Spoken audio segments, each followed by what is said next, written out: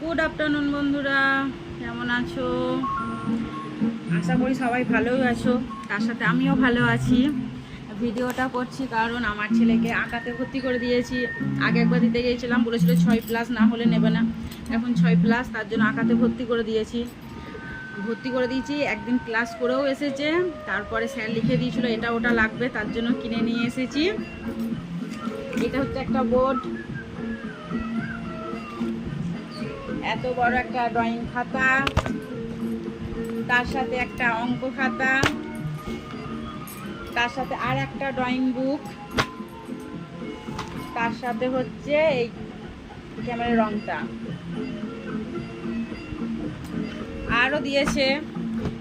6টা sketch pen যা যা লাগে লিখে দিয়েছে, সব দিয়েছে।